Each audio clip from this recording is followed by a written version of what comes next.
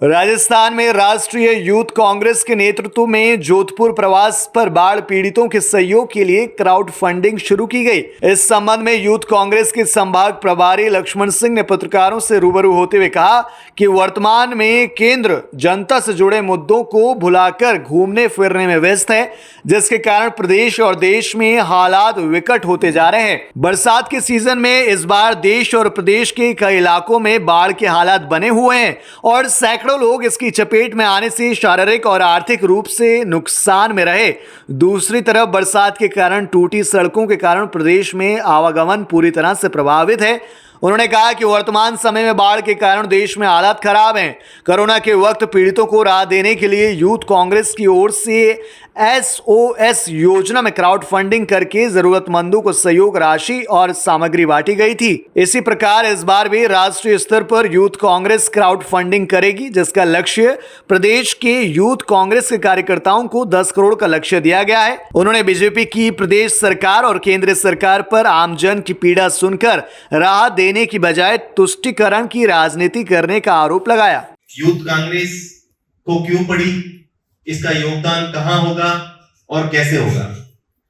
आप सभी जानते हैं कि यह देश वर्तमान समय में देश के विभिन्न इलाकों में बाढ़ की चपेट में है, जिससे सैकड़ों परिवार तबाह हो गए, सैकड़ों परिवारों के घर नहीं रहे और देश की अहंकारी और तुष्टीकरण की राजनीति करने वाली यह अहंकारी सरकार के नेता प्रधानमंत्री नरेंद्र मोदी जी विदेशी दौरों पर है। भारतीय जनता पार्टी के जहां चुनाव है, जहां पर प्रचार में व्यस्त है और देश के विभिन्न इलाकों में जहां बाढ़ आई वहां ना तो इनकी तरफ से कोई मदद की जा रही है, ना किसी प्रकार की सुविधाएं मुहैया उपलब्ध करवाई जा रही है।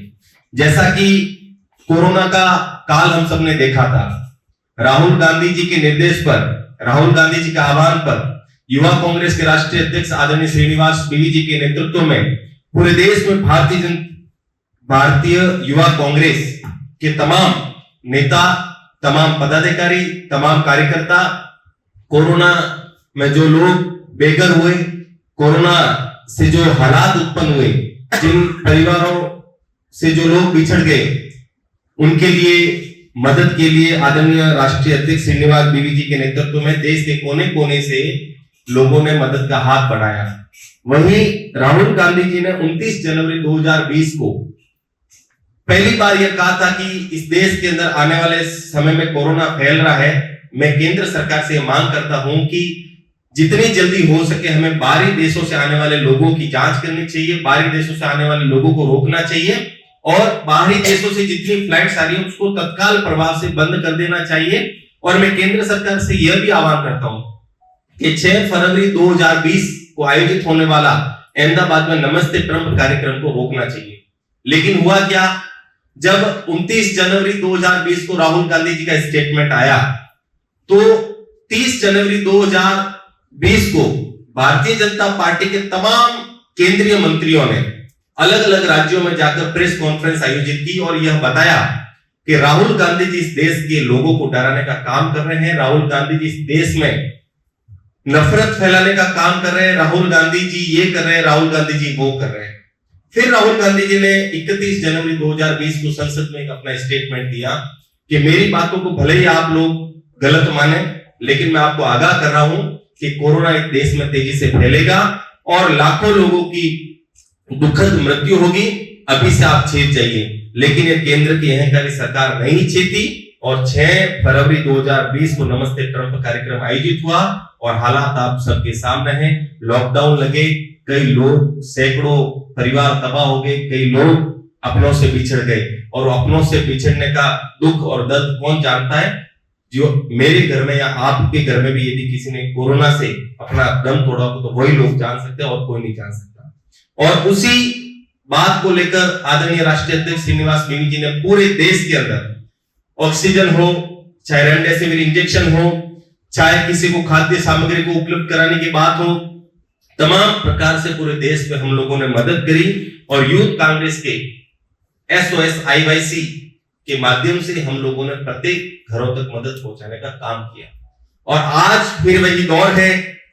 वायनाड समेत पूरे देश में अलग अलग इलाकों में बाढ़ आई है, सैकड़ों परिवार तबाह हो गए और उन सैकड़ों लोगों के लिए जब यह केंद्र की असंवेदनशील सरकार कार्य नहीं कर रही है तो हमारे राहुल गांधी जी के आह्वान पर हमारे नेता श्रीनिवास बीवी जी ने हमें निर्देशित किया है कि आप लोग क्राउड फंडिंग के माध्यम से जो भी पैसा आएगा, हम लोग जो बाढ़ से जो प्रभावित है उन लोगों की मदद करेंगे, उनको हम मकान बना कर देंगे, उनको जो सुख सुविधाएं, जो जरूरी मूलभूत सुविधा है वो हम लोग यूथ कांग्रेस के माध्यम से उपलब्ध करवाने का काम करेंगे।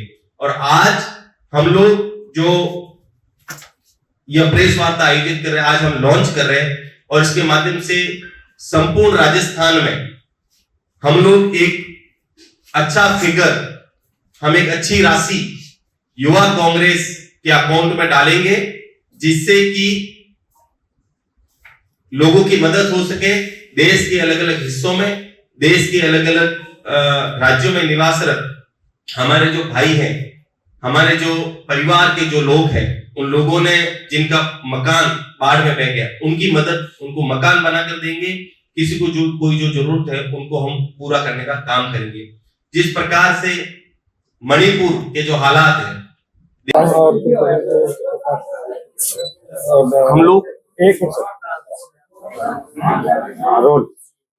हम लोग जोधपुर संभाग में आदरणीय श्री राहुल गांधी जी के आह्वान पर, आदरणीय राष्ट्रीय अध्यक्ष श्रीनिवास जी के नेतृत्व में पूरे भारत भर से SOS IYC के फंड में हम लोग क्राउड फंडिंग के माध्यम से बाढ़ प्रभावित पूरे देश के अंदर जो बाढ़ से प्रभावित हुए परिवार, उनके लिए मदद करने के लिए हमने क्राउड फंडिंग के माध्यम से ऐलान किया है, जो हम लोग आज जोधपुर शहर से, जोधपुर जिले से प्रारंभ कर रहे हैं और पूरे संभाग में आज के दिन सभी जगह हम लोग शुरुआत कर रहे हैं। यह बहुत सुखद दिन है और यूथ कांग्रेस के तमाम कार्यकर्ताओं को बहुत खुशी हो रही है कि हम लोग एक ऐसा पुण्य का कार्य करने जा रहे हैं जो पूरे देश में जो ऐसा परिवार है जो बाढ़ के प्रभाव में आ गए थे, बाढ़ से ग्रसित हो गए थे, उन लोगों को हम मदद करने का काम करेंगे। टारगेट कितना है सर? हम पूरे राजस्थान से 10 करोड़ का लक्ष्य लेकर चल रहे हैं, जो निश्चित रूप से हम लोग पूरा। पारदर्शिता रखी जाएगी इसमें? बिल्कुल पारदर्शिता रखी जाएगी। जिनके भी घर में नुकसान पहुंचा है, जिनका भी घर बाढ़ में बह गया है, उनके लिए पूर्णतया यूथ कांग्रेस मदद करेगी। उसमें आप आवेदन मांगेंगे या किस तरह से मदद करेंगे? आप क्या सोच? कोई आवेदन नहीं है, कोई क्राइटेरिया नहीं है। हम लोगों को दिखेगा कि इनका परिवार जैसे भी जो अलग अलग हिस्सों में जिनकी भी बाढ़ आई, किसी की दीवार ही बह गई और यदि कोई वो ये कहता है कि मेरा मकान बह गया, तो ऐसा नहीं होगा। दीवार बही है तो हमको दीवार बनाने का काम हम देंगे। किसी का पूरा मकान बह गया है तो हम लोग मकान बनाकर। एजेंसी क्या रहेगी? हम लोग मांगेंगे अपना ये जो क्या कहते हैं कंस्ट्रक्शन कंपनी से हम लोग ऑर्डर करेंगे कि हमको 2 BHK का मकान चाहिए, 3 BHK का मकान चाहिए। उनका जो क्वाट आएगा उस आधार पर, उस माध्यम से हम लोग बनाएंगे।